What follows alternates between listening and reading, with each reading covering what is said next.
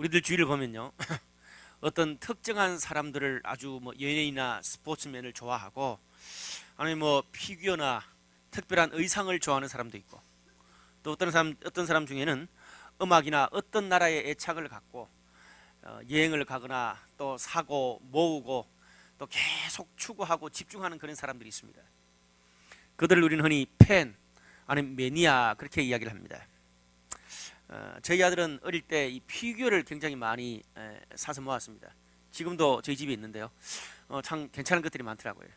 뭐 저는 여러분들이 잘 아시다시피 프로야구를 굉장히 좋아합니다. 한국 프로야구도 좋아하고 미국 프로야구도 하는 것은 잘 못하는데 보는 것은 거의 매니아 수준입니다.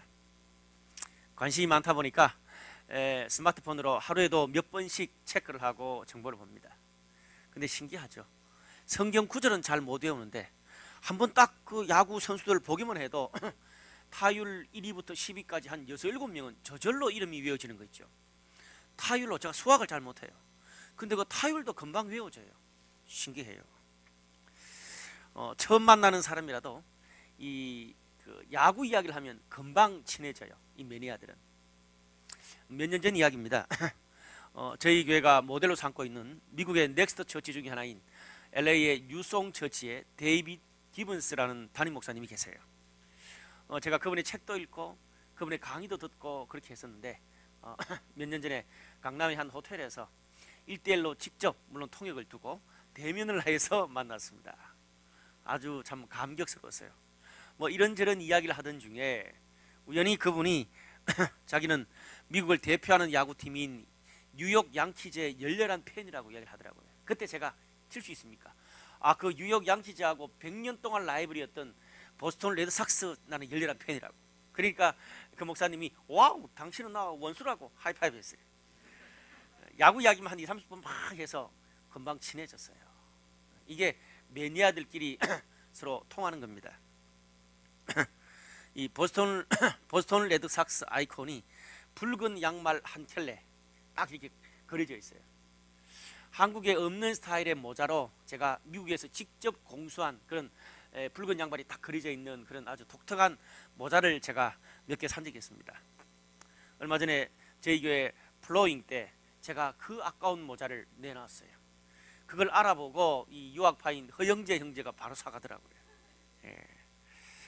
근데 여러분 이렇게 팬이나 매니아를 넘어서 어떤 좋아하는 그런 어떤 그 품목이나 어떤 타겟이 있는 그런 사람들끼리 같이 동호회를 조직하고 또 동호회를 조직해서 정기적으로 만나고 그것을 넘어서 자기들이 좋아하는 것을 홍보하고 선전하는 사람들을 스포츠즈다 그렇게 이야기합니다. 뭐 축구 스포츠즈, 연예인 스포츠즈 다 있잖아요.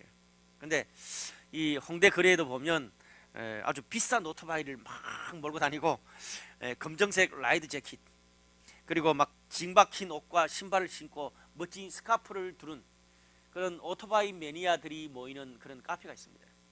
제가 우연히 그 카페를 한번 가봤습니다. 제가 간 저와 저 친구 빼고는 전부 다 막 시커먼 라이드 재킷 입고 다 그래요. 남자든 여자든 간에. 근데 하나같이 다 특징이 있더라고요. 막 그리고 저한테 막 홍보 알려요. 언제 모이니까 오라고. 혹시 오토바이 좋아하냐고 괜찮다고 가르쳐 주겠다고. 나는 자동차밖에 없다고. 뭐 하여튼 뭐 그렇게 이야기를 하다 왔는데요. 그게 그들의 삶이에요. 여러분 그런 면에서 오늘 이 빌립보서를 기록한 사도 바울은 분명히 예수 스포터즈다 그렇게 이야기를 할 수 있습니다. 예수 스포터즈. 왜요? 이 사람 바울 감옥에서조차도 이 예수님을 전하는 스포터즈 활동을 너무나 열심히 하고 있어요. 감옥에서도. 거의 미친 사람 수준입니다. 여러분 가만히 생각해 보면 바울뿐 아니에요. 이 자리 주일 예배에 와 있는 저 여러분 우리도 예수를 믿고 따르고 전하는 예수 스포터즈의 삶을 잘 살고 있습니다. 아마 이 자리에 계신 분은 한 달에 적어도 한 2주 이상은 교회에 꼬박꼬박 오고 교회 돈도 내고 셀 모임도 하고 또 여러 가지 교회 행사에 참여를 많이 해요. 여러분 바깥에서 우리를 본다면 우리가 만약에 뭐 클럽이나 어떤 연예인이나 뭐 이 공연장 스포터즈로 활동한다면 적어도 한 달에 한 2번 정도 오고 돈까지 내고 셀 모임까지 하는 이 정도 시간 투자라면 뭐 거의 매니아 스포터즈급이라고 해도 과언이 아니겠어요. 저는 특별히 본문을 통해서 예수님을 진정 믿고 따르는 그런 스포츠제의 삶을 우리가 어떻게 잘 살 수 있고, 그리고 우리 개인의 삶을 넘어서서 우리 주위에 있는 사람들에게 얼마나 선한 영향을 펼칠 수 있는지 오늘 본문을 통해서 배우기를 원합니다. 오늘 본문에는 세 명의 스포터스, 예수를 따르는 사람이 나와요. 누구냐면 바울, 디모데, 에바브로디도, 이 세 사람입니다. 오늘 저는 이 세 사람을 통해서 예수를 따르는 삶의 본을 우리 대학생, 특히 대학부에 배우신 여러분과 함께 쉐어 나누기를 원합니다. 먼저 바울입니다. 바울은 감옥 속에서도 하나님의 뜻을 행한 사람의 본을 보여주고 있습니다. 빌립보서를 기록할 당시에 이 바울의 나이가 한 60세 가량 됐다라고 학자들이 이야기를 하고 있습니다. 거의 인생의 말년이죠. 사실 빌립보서를 기록하고 몇 년 뒤에 바울은 감옥에서 숨을 거둡니다. 그런데 거의 말년의 한 몇 년 동안 바울은 아주 지루한 재판을 계속 했더랬습니다. 그래서 그 하급 재판에다가 점점 상급 재판을 자꾸 하기 위해서 자꾸 이 감옥을 이쪽 저쪽으로 이송하다가 결국 로마까지 오게 되었습니다. 그 사이에 바울을 따랐던 주위 사람들도 다 떠나가고 말았고, 그리고 바울을 기억했던 수많은 사람들의 뇌리에도 바울은 점점 기억에 사라져갔습니다. 여러분, 병칠에 3년이면 가족도 필요 없다, 그런 말 있잖아요. 한 몇 년 동안 이렇게 계속 재판만 계속되니까 사람들이 바울을 잊어버릴 수밖에 없는 겁니다. 어떤 면에서 이 기독교계의, 당시 초대교회 기독교계의 최고 스타 선교사, 스타 목사였습니다. 근데 그가 지금 완전히 말년에는 절망적인 이 꼴짜기로 떨어졌어요. 흔히 세상에서 연예인들 중에 막 뜨다가 완전 그 인기를 다 잃어버리고 나면 막 그 공허감에 자살까지 한다 그러잖아요. 바울도 거의 그 정도 이 나락으로 지금 현재 떨어져 가고 있습니다. 이 정도 상황이면 감옥에서 뭐가 없고 뭐가 어렵고, 그리고 내가 지금까지 평생 동안 하나님을 위해서 이렇게 섬기고 성도들을 이렇게 돕고 교회를 이렇게 세웠는데 내가 이렇게 좀 감옥에서 몇 년 있다고 사람들이 다 나를 배신해, 하나님을 위해서 이렇게 열심히 수고하고 헌신했는데 하나님이 나를 이렇게 팽개치면 안 되지. 아마 그런 섭섭한 마음들을 다 토로하는 게 우리 일반 사람들의 마음일 거예요. 그런데 오늘 본문에 나오는 바울은 전혀 그렇지 않습니다. 지하 감옥에서 의기소침해 있는 그런 죄수의 모습이 아니라 완전 오늘 내일 촉각을 막 다투는 그런 일을 하면서 전화하고 설득하고 사람을 보내고 경쟁업체 예상하면서 이렇게 절차를 막 가르쳐주는, 문제를 해결하는 흡사, 꼭 어떤 큰 회사의 CEO 같이 오늘 감옥에서 활동을 하고 있습니다. 자기가 12년 전에 개척했던 빌립보 교회가 성도들끼리 내분이 있다는 소식을 듣고 감옥에서 바울은 해결책을 멋들어지게 제시합니다. 한 몇 가지 그가 감옥에서 제시했던 해결책들을 좀 요약해 보면 19절에서 22절까지 핵심적으로 보면, 너희 빌립보 교회의 문제를 해결하기 위해서 내가 정말 믿을 만한 디모데를 보내겠다. 디모데는 이렇고 이렇기 때문에 내가 그를 추천할 수밖에 없다, 그렇게 이야기합니다. 그리고 25절에서 29절까지는 디모데 한 사람으로 모자라서 내가 나의 바로 옆에서 나를 섬기고 수종들었던 에바브로디도를 너희한테 보낼게, 속히 보낼게, 그렇게 말합니다. 특별히 에바브로디도는요, 이름이 좀 어렵습니다. 그냥 에바라고 부를게요. 이 에바는 이 빌립보 교회와 사도 바울 사이에 왔다 갔다 하면서 연락책이었습니다. 또 헌금했던 것도 갖다 주고 이렇게 했던 그런 바울의 수행 비서였습니다. 근데 그가 연락책이었던 그가 병들어 죽게 됐다는 소식을 듣게 됐어요. 근데 딱 그 이야기를 지금 이렇게 빌립보 교회 사람들이 듣는데 마침 그게 내분을 일으켰던 사람들이 그 소식을 듣고 이용을 할 수 있다는 거예요. 왜냐하면 당시에 빌립보 교회 모든 사람들은 사도 바울의 가르침을 따라서 또 행동을 했거든요. 그러니까 이 내분을 일으켰던 사람들이 어떻습니까? 봐라, 바울은 지금 감옥에 있잖아. 그리고 연락책이었던 에바브로디도도 지금 병들어 죽게 됐다. 우리를 도울 사람이 아무도 없다. 빨리 우리 문제는 우리가 해결하자. 막 그렇게 북돋았을 거예요. 그 내분 일으킨 사람들이 어떤 사람들이 너무나 잘 알고 있던 그 바울과 디모데, 에바가 어떻게 해요? 오늘 성경에 보니까 심히 근심했다, 그렇게 하겠습니다. 그런데 감사하게도 그 사이에 에바의 병이 나았어요. 그래서 빨리 내가 지금 아프지 않고 살아있으니까 걱정하지 말고 바울 선생님의 가르침을 계속 따르도록 해라, 그렇게 하기 위해서 빌립보 교회로 빨리 보내겠다, 그렇게 바울이 이야기를 했습니다. 뿐만 아니라 이 특별히 본문에 이 속히라는 단어가 2번이나 나옵니다. 디모데도 속히 보내고 에바도 속히 보내겠다. 무슨 말이에요? 그만큼 상황이 지금 빌립보 교회에서 급하게 돌아간다는 거지요. 지금 어떤 일을 조치를 취하지 않으면, 지금 만나지 않고 지금 대화하지 않으면 오해가 생기고 관계가 완전 틀어질 수 있다는 거예요. 여러분, 인간관계는 타이밍이 굉장히 중요합니다. 그때를 놓치면 연애도 일도 소용이 없을 수 있어요. 당시에는 전화도 없는데 모르긴 해도 이 정도 일을 처리하려면 감옥에서 아마 이것만 생각해도 될까 말까 했을 거예요. 더 재밌는 건 여러분, 오늘 바울이 뭐라 그런 줄 아세요? 내가 디모데를 보내고 내가 에바브로 디도를 보내겠다는 거예요. 자기는 지금 어디 있어요? 감옥에 있는데 어떻게 그 사람들을 보내는지 몰라. 그만큼 바울은 감옥에서 지금 자기가 감옥에 있는 것도 잊어버린 채 열심히 빌립보 교회를 지금 섬기고 돕고 있습니다. 여러분, 우리 오늘 본문의 바울의 모습을 통해서 자신의 고통스럽고 억울한 상황에 빠져서 실망하거나 하나님을 원망하는 그런 바울의 모습을 추워도 찾아볼 수가 없어요. 그는 감옥에서도 변함없이 하나님의 공동체와 성도들을 섬기는, 하나님이 자신에게 준 사명을 잘 완수했습니다. 선교 현장에 1, 2, 3차 전도 여행 때 그렇게 수많은 교회를 개척했을 때와 똑같이 감옥 속에서도 여전히 바쁘고 여전히 변함없이 하나님의 교회와 성도들을 섬기고 있어요. 우리 오늘 이 바울의 모습을 통해서 예수를 따르는 삶이 뭔지를 배우게 됩니다. 흔히 사람들은요, 내가 원하는 일, 내가 하려고 하는 일이 잘 되면 그게 성공이라고 생각해요. 하나님이 축복하셨다, 그렇게 생각해요. 또 반대로 내가 원하는 것을 이루지 못하거나 별 볼 일 없이 살면 시험에 떨어지고 원하는 학교 못 가고 원하는 직장 못 가고 그냥 내가 원하는 억대 연봉 못 받고 그러면 별 볼 일 없는 삶을 산다고 열등감 속에 빠져서 인생을 삽니다. 그래서 TV도 보면 성공한 사람들의 이야기가 넘쳐납니다. 그들의 멋진 업적, 그리고 그들이 가지고 있는 멋진 집, 멋진 요트를 막 보여주고요. 그리고 세계를 돌아다니면서 일하고 여행하는 멋진 그들의 모습을 계속 보여줍니다. 멋져요. 그런데 사랑하는 여러분, 슬프게도 신앙도 우리가 이와 같은 패턴으로 생각한다는 게 문제입니다. 내가 잘 되면 하나님 축복받은 거고, 내가 못 되면 하나님의 축복이 없는 거고. 여러분, 그게 바로 기복주의 신앙입니다. 아주 세상적인 가치관이에요. 자, 그러면 그 기복주의 신앙, 세상적 가치관으로 바울의 삶을 한번 돌아봅시다. 바울처럼 하나님 잘 믿고 평생토록 이렇게 주님의 교회를 위해서 선교했던, 이렇게 하나님 위해서 일을 많이 한 사람은 어떻습니까? 말년에 하나님 축복 받아가지고 멋진 자서전 쓰고 수많은 교회와 수많은 사람들 앞에서 마지막에 강연하고 돌아다녀야 하나님 축복 받는 거 아닙니까? 그런데 이게 웬일입니까? 지금 현재 우리가 성경에서 보는 말년의 바울의 모습은 그런 하나님 축복과는 아주 거리가 멉니다.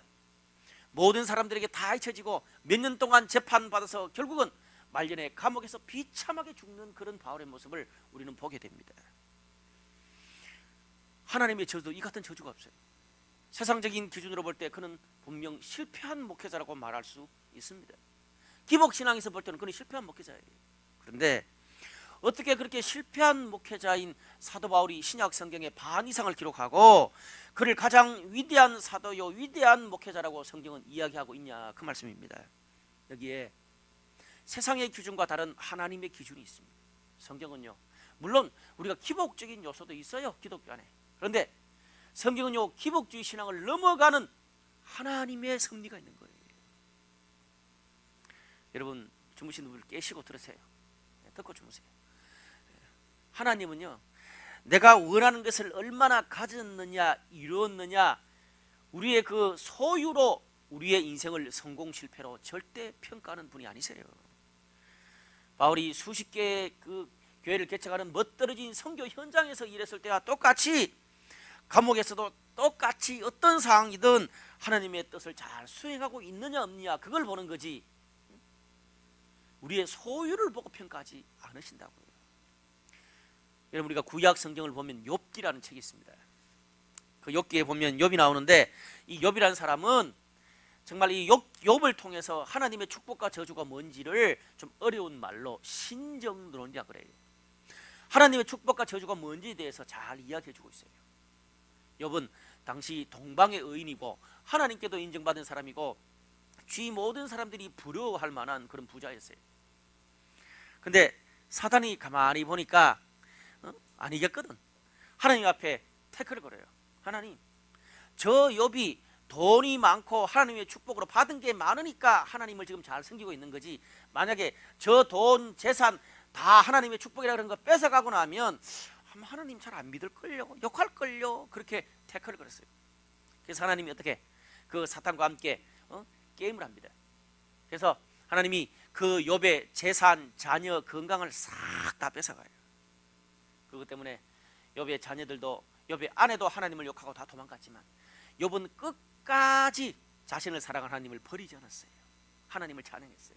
그래서 사탄도 하나님도 다 진짜 진정한 하나님의 사람이다, 그렇게 욥의 신앙을 인정했어요. 여러분, 우리가 한번 생각해 봅시다.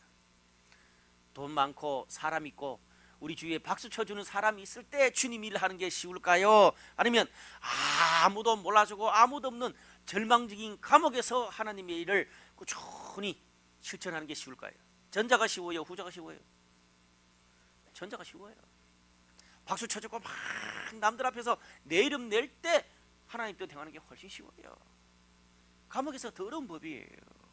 그런 면에서 감옥에서 변함없이 하나님의 뜻을 수행하고 있는 바울의 모습은 어떤 면에서 선교 현장에서 하나님의 뜻을 수행하는 그런 바울의 모습보다 우리 하나님이 볼 때는 더 이쁘고 더 귀하게 여기신다는 말이에요. 아멘. 이게 여러분 진정 신앙적인 성공이에요. 그게 진짜 신앙이고 하나님이 기뻐하시는 거예요. 여러분, 우리가 좋을 때, 잘 나갈 때야 가만 놔둬도 돼요. 문제는 내가 나락에 빠졌을 때, 실패하고 있을 때, 절망에 빠졌을 때 우리의 모습이 어떠냐, 그게 중요해요. 여러분, 우리가 절망에 빠졌을 때, 바울처럼 실패 그리고 고통 속에 있을 때 오늘 예수를 따라갔던 감옥에서의 바울의 모습을 꼭 기억할 수 있기를 바랍니다. 힘들다고 술만 퍼먹거나 집에 그냥 주저앉아가지고 계속 오징어 씹듯이 우울을 씹고 처박혀가지고 절망의 힘에 자신의 시간과 자신의 인생을 맡기지 마세요. 절대. 그냥 하루 이틀 한 1, 2주 그러고는 툴툴 털고 일어나시길 바랍니다.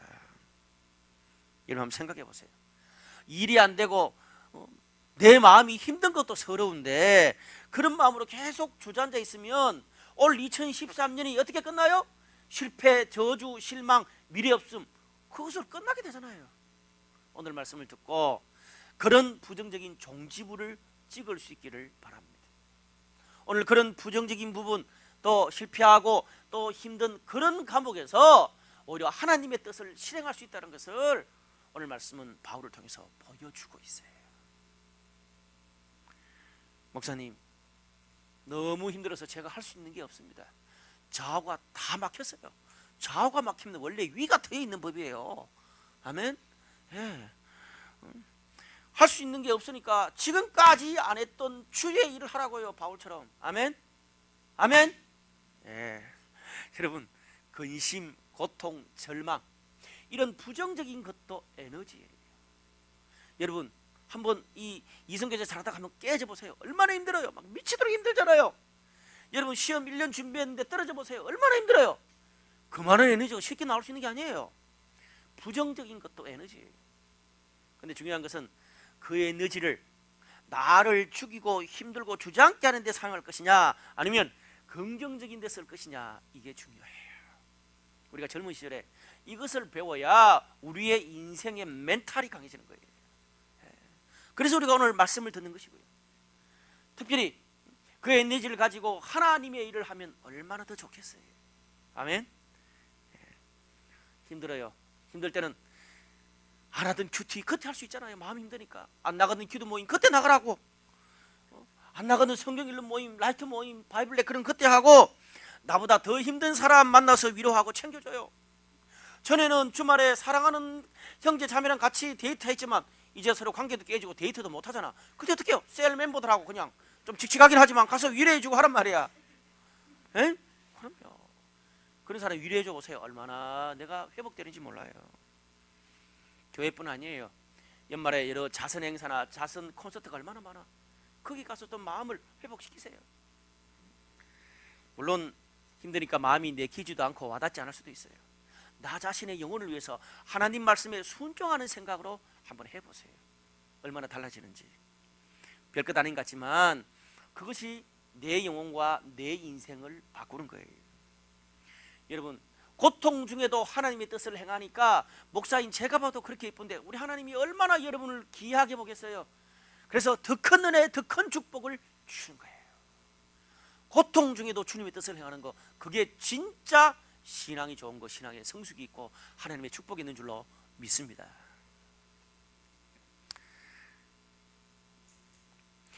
여러분, 저도요, 제가 이제 50이 다 돼가는데 이 홍대 땅에 와서 한 4년 반이 지났습니다. 여러분, 물론 좋은 일도 참 많았지만 말 못할 힘든 일도 많았어요.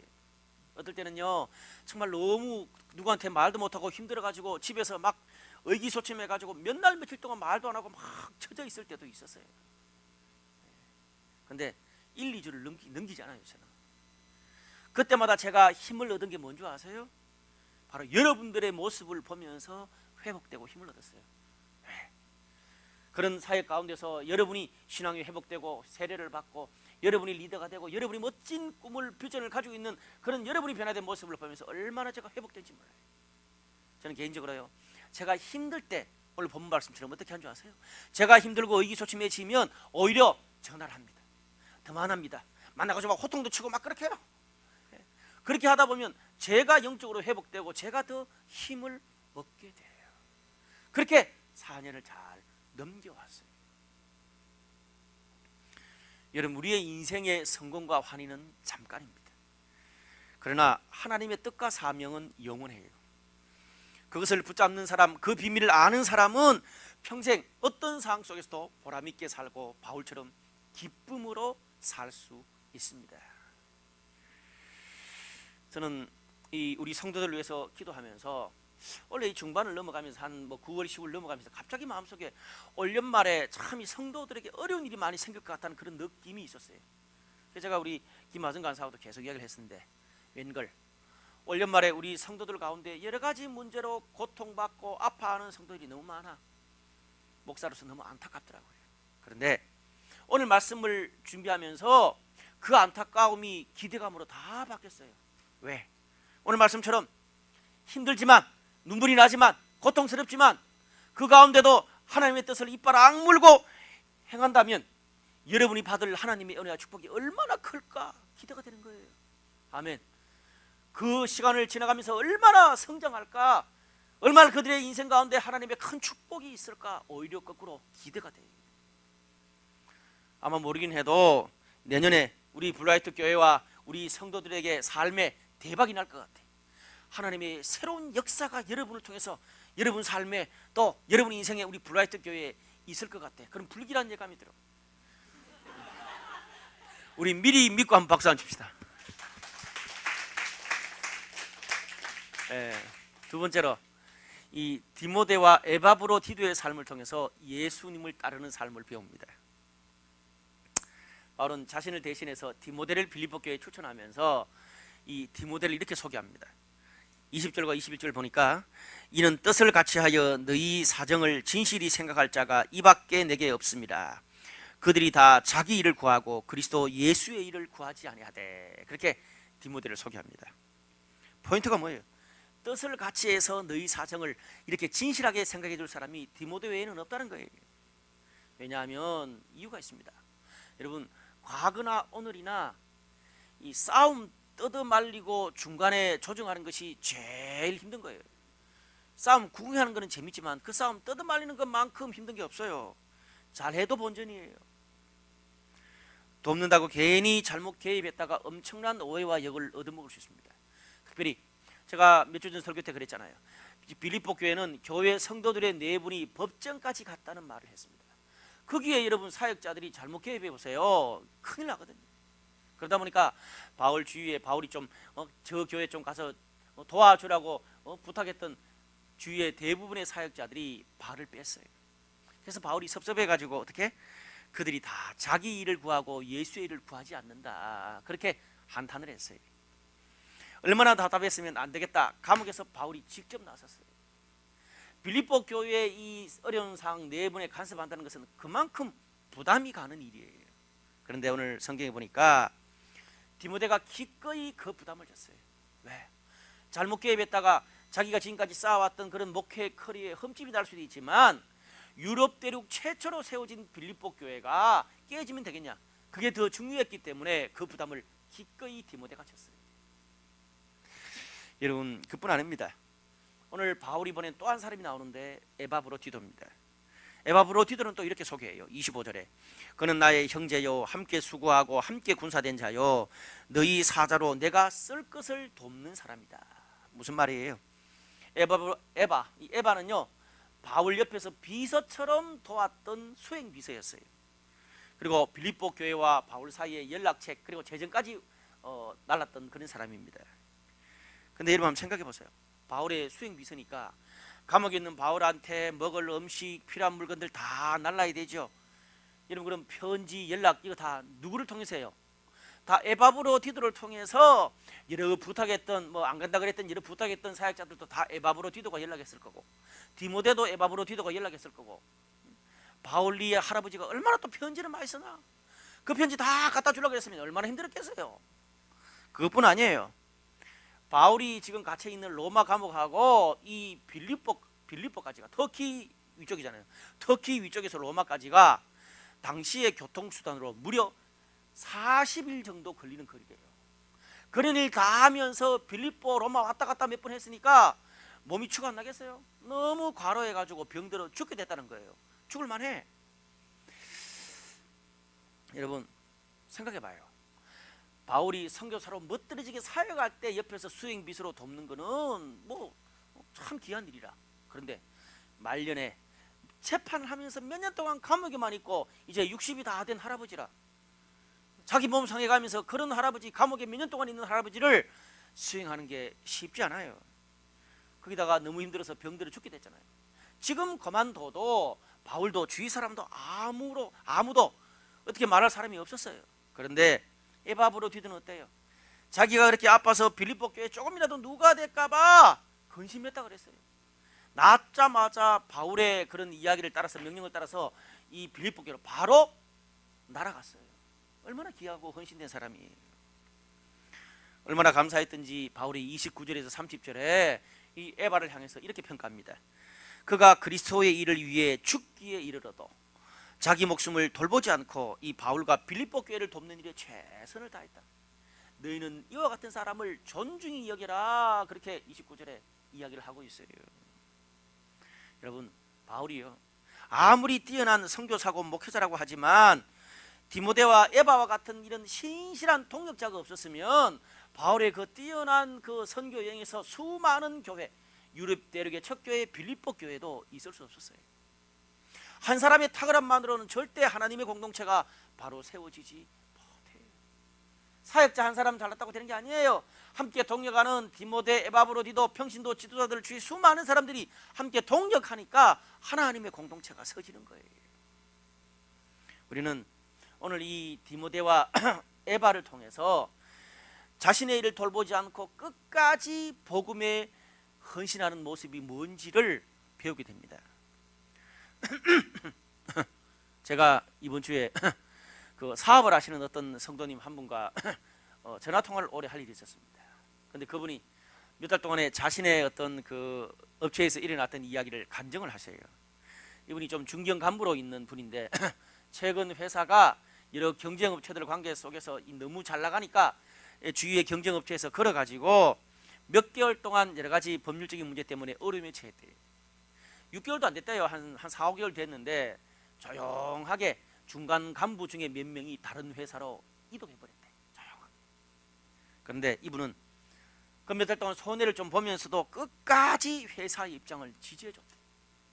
이제 문제가 거의 다 해결돼 간다는데 회사 여기저기서 들려오는 소리가 있대요. 뭐냐 하면 위기가 찾아오니까 누가 옥석인지 가려지더라, 그런 말이 막 들린대요.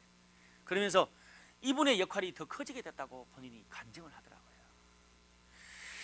여러분, 실력, 능력 중요하죠. 그런데 그런 것도 끝까지 변함없는 모습으로 자신의 자리를 지키는 것보다 우선될 수 없어요.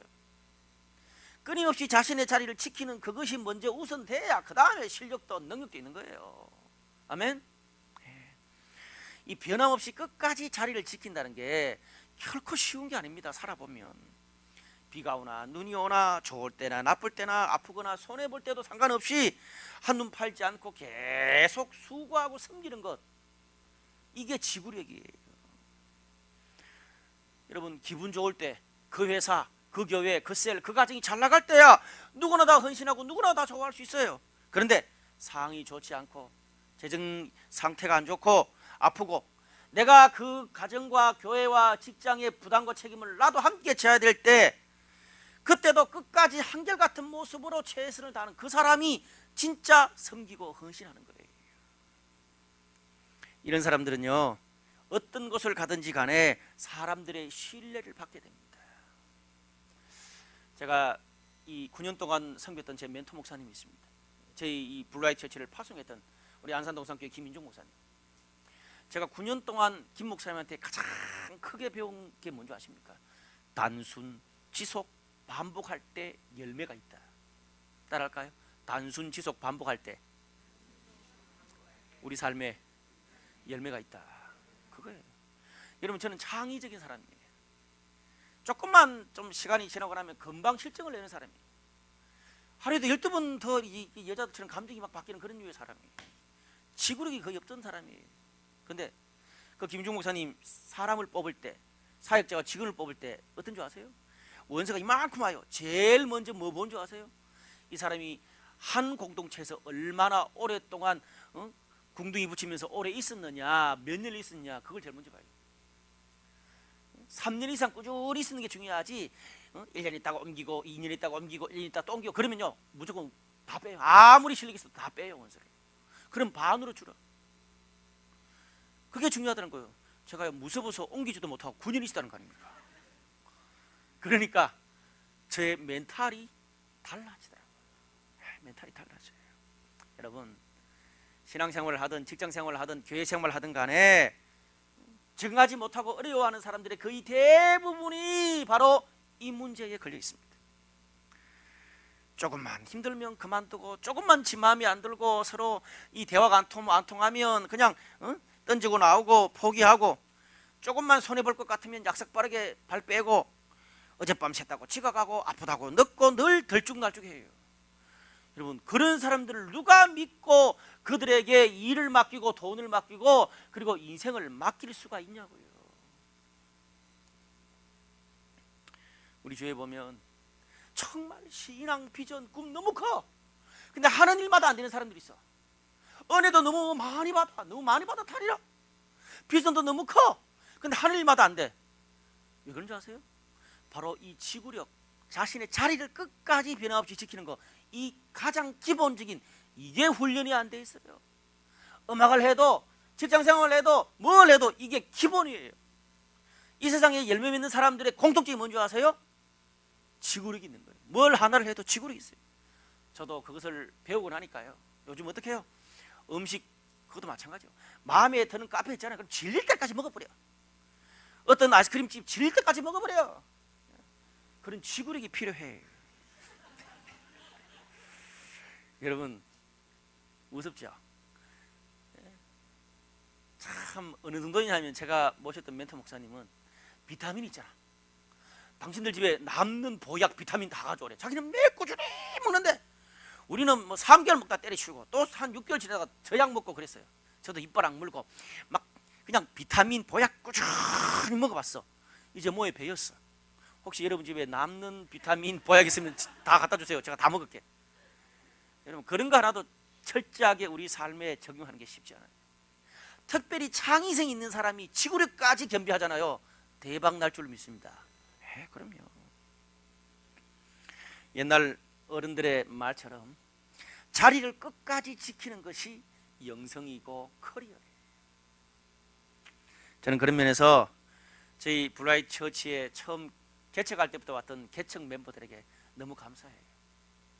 개척 멤버들뿐 아니라 개척 초창기부터 시작해서 지금까지 저희 교회 끝까지 출석해주고 섬겨주는 그런 여러분 너무 감사해요. 또 늦게 온 분들이 감사하지 않다는 게 아니고 그분도 감사하고, 지금이야 저희 교회가 좀 갖춰지고 좀 알려지고 해서 사람들이 오잖아요. 근데 초창기에 그 8명 데리고 와가지고 처음 시작했을 때 그때는요 매일이 미래가 불투명했어요.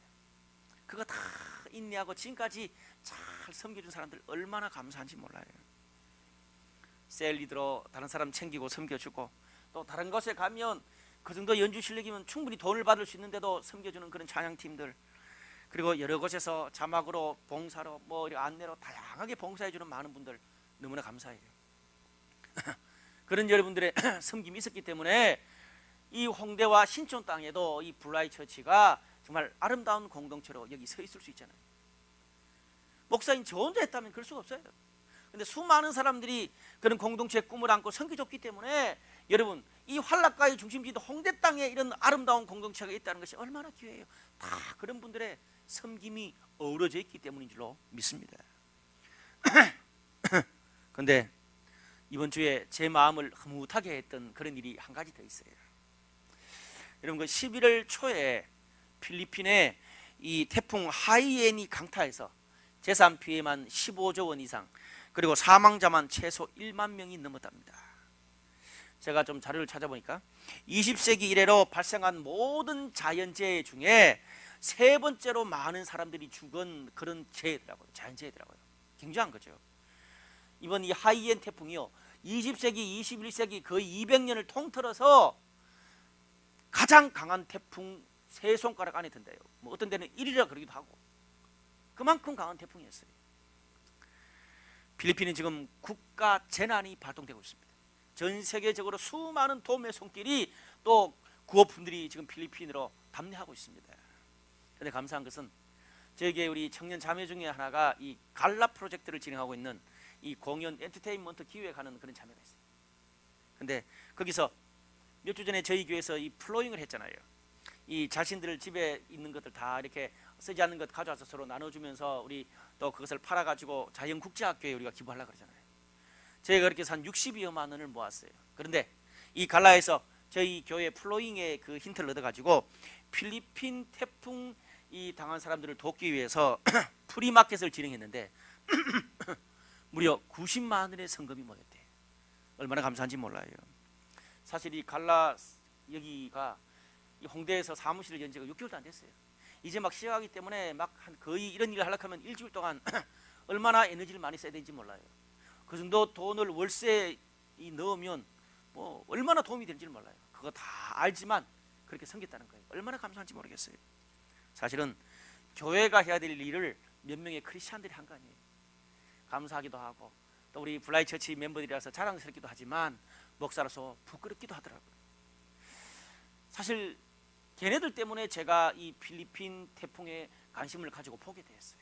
앞으로는 내가 좀 그런 대성적인 하나님 나라를 위해서는 좀 그런 단체들과 같이 동력을 하고 이런 일들을 좀 더 많이 해야 되겠구나, 그런 제가 반성을 하게 되는 계기가 됐습니다. 사랑하는 여러분, 우리가요 내가 정말 원하고 기도하고 준비했던 직장, 커리어, 연봉 1억 좋아요. 감사할 일이죠. 근데 중요한 것은 나는 좋지만 하나님하고는 사실은 그렇게 큰 상관이 없어요. 내 커리어는 좋지만 그게 하나님하고 무슨 상관이 있어요. 나 한 사람 좋은 거지. 오늘 디모데가 자신의 일이 아니라 하나님의 일을 더 생각했다 그러잖아요. 여러분, 나의 커리어가 언제 하나님의 커리어가 된 줄 아세요? 그냥 나 하나 커리어 좋다, 잘났다, 잘 먹고 잘 받는다, 그거로는 하나님하고 상관없어요. 나의 커리어가 정말 내가 가지고 있는 그 커리어가 하나님이 관심을 가지고 있는 이 세상, 고통받는 수많은 하나님 나라의 백성들, 고통받는 수많은 그 땅의 사람들을 섬기고 돕고 치유하고 주님께로 이끌 때 나의 커리어가 하나님 일에 도움이 되는 거예요. 여러분, 근데 우리는 어떻습니까? 보통 우리가 젊을 때 기도하잖아요. 하나님 이거 해주시면, 이 형제 사귀게 해주시면, 이 학교 들어가게 해주시면, 키가 조금 더 자라게 해주시면 내가 하나님을 위해서 이렇게 하겠습니다. 소시적에 다 그렇게 한 번씩 기도해 봤잖아요. 근데 어때요? 하나님 아직도 진행 중이라 10년 뒤에 20년 뒤면 제가 그렇게 하겠습니다. 어떤 사람은 하나님이 들어주셨는데도 아직도 다른 것도 주세요. 그래서 아직도 하나님 앞에 약속한 거 진행 중인 사람이 있어요. 여러분, 하나님은요, 우리가 얼마나 많이 준비되고 얼마나 많이 드리는 걸 아시는 게 아니에요. 언제 어떤 자세로 하는가, 그것을 중요하게 여기세요. 말씀의 결론을 맺겠습니다. 여러분, 그 미국의 프로야구의 그 LA 다저스 팀에서 뛰고 있는 류현진 선수 아시죠? 뭐 우리나라 사람은 류현진밖에 모릅니다만은 그 팀에 커쇼라는 미국 최고의 투수, 20대 중반의 투수가 있어요. 키도 크고 크리스찬이에요. 영향력 있는 크리스찬이에요. 그런데 그 커쇼가요, 자기 아내 알렌과 2010년에 잠비아에 신혼여행을 잠비아로 갔다 왔어요. 사연이 있어요. 아내 엘렌이 과거에 이 잠비아에서 이 에이즈 퇴치와 또 가난한 고아들을 섬기는데 오랫동안 엘렌이 봉사를 했어요. 그 엘렌과 결혼하고 엘렌과 함께 신혼여행 잠비아로 가보고 커쇼가 충격을 받았어요. 1년에 수백억씩 월급을 받는 사람이에요. 그 잠비아에서 커쇼가 하나님 앞에 이렇게 결단합니다. 하나님, 제 인생에서 이 시즌이 없는 비시즌 때 아프리카에 더 나은 삶을 살기 위해서 제가 시간적으로 돈으로 평생 헌신하겠습니다. 하나님께 그렇게 헌신하고 자선 구호단체를 만들고 지금까지 계속, 이번에도 잠비아에 가서 활동하고 막 영상을 찍고 계속 잠비아의 그 고아들을 위해서 계속 홍보하고 있어요. 그렇게 가난한 아프리카 어린이들을 위해서 집을 지어주고 학교를 지어주고 있어요. 근데 놀랍게도 지금 최근에 그 커쇼의 그 인터뷰가 지금 화제잖아요, 전 세계에. 그 커쇼가 TV 한 인터뷰에 나가지고 어떤 말을 했는 줄 아세요? 이런 말을 했더라고요. 나는 지금까지 사람들에게 직접적으로 복음을 전한 적은 없습니다.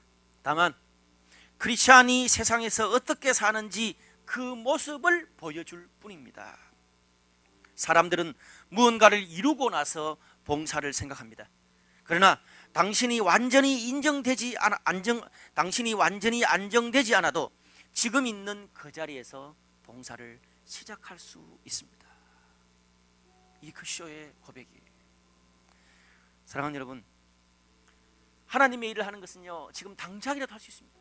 아파도 불행해도 힘들어도 우울해도 하나님의 일은 당장이라도 할 수 있어요.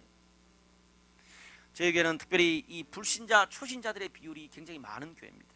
우리 대학부들은 뭐 그렇게 특별히 많지 않지만 특별히 우리 그 일부 홍대 일부 같은 경우는 뭐 굉장히 많습니다.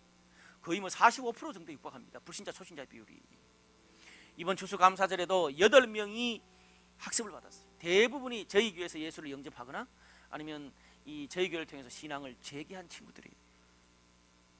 여러분, 이들을 만나서 물어보면 저희 교회는요, 정말 다른 곳에 가면 정말 없을, 저런 사람은 진짜 홍대 한중간에 사는 저런 사람들은 교회 다니기 어렵고 신앙생활 하기 힘들다 싶은 그런 사람인데도 신앙생활 하는 사람들이 있어요. 정말 뭐 2주에 한 번씩 계속 클럽 같은, 클럽 스포터즈 같은 그런 사람들이 교회 오고 정착하는 그런 경우가 많아요. 제가 지난주도 우리 그 친구 중에 하나를 만나서 물어봤어요. 네가 어떻게 신앙생활 정착하게 됐냐? 그러니까 뭐라고 한 줄 아세요? 자기 셀에 형님, 동생, 언니, 오빠들이 너무나 자기를 많이 챙겨줘. 힘들 때 카톡 해주고 힘들 때 전화해주고 힘들 때 밥 사주고 그러면서 위로하고 격려해서 그 사람들이 격려하고 끌어줘서 자기가 예수 영접하고 학습받고 세례받고 지금 라이트 모임 참석하고 그러고 있다는 거예요. 이런 귀한 공동체가, 클럽만이 아니라 이런 귀한 공동체가 홍대에 있게 해주시고 내가 거기에 연결되게 해주셔서 너무나 감사하다. 나와 같은 삶을 사는 사람들에 내가 그런 복음을 다시 되돌려주고 싶다고 그런 고백을 해요. 여러분, 각 셀에서 그렇게 이름도 없이 빛도 없이 섬기고 격려하고 문자 주고 그랬던 모든 손길들이 그런 사람들을 구원하고 그런 사람들을 회복시키고 이 홍대 땅에 이 한중간에 현란한 도시문화의 한중간에 하나님의 공동체를 서게 하잖아요. 여러분, 꼭 교회 안의 일이 아니라도 좋습니다. 나는 뭐 다른 거 봉사까지 어렵다, 상관없어요. 제가 페이스북을 보니까 저와 친구했던 여러분들 페이스북을 제가 다 들어가 봅니다. 한 번씩. 어떤 사람은 뭐 거의 대부분이 맛있는 음식, 멋진 공연, 뭐 아름다운 그런 것만 막 봐, 막 좋아요. 그걸로 저의 눈도 많이 넓혀져. 근데 조금 아쉬운 것은 하나님의 관심이 있는 그런 가난하고 고통받고 찢어지고 힘든 그런 수많은 사람들의 아프고 어려운 이야기들이 조금 더 우리 페이스북에 더 올라왔으면 좋겠어. 그렇다고 걸레를 푹 찍으라는 말이 아니고, 예? 그런 고통받는 사람들의 모습들, 또 그들을 도와주고 그들을 섬기는 이런 아름다운 모습들을 자꾸 우리 페이스북으로 소통했으면 더 좋겠다, 그런 생각이 있습니다. 여러분, 올 한 해가 한 달이나 남았습니다. 올 한 해를 정리하면서 힘들고 어렵고 그냥 괴로운 것에 나자빠지지 마시고 주님의 뜻을 행하시기를 바랍니다. 하나님은요, 우리의 예배에만 계시는 분이 아니라 세상에 가장 아프고 고통스러운 바로 그 한중간에 하나님이 계십니다. 제가 왜 홍대 땅에 온 줄 압니까? 가장 세상의 한중간 중에 한중간이기 때문에 거기에 하나님이 필요해요. 저는 여기서 하나님을 만났습니다. 또 여기서 수많은 사람들이 하나님을 만나고 있습니다. 여러분, 크리스천들은 그렇게 생각해요. 하나님은 저 멀고 좋은 천국에만 계신다고. 내가 믿는 하나님은 막 멋들어기 좋은 천국에만 계시는 게 아니라 세상 가장 고통스러운 한중간에 거기도 계시는 분이십니다. 오늘 한 해가 가기 전에 세상 한중간에 고통 중에 계시는 그 하나님을 모두 만나게 되시기를 주님의 이름으로 축복합니다. 기도하시겠습니다.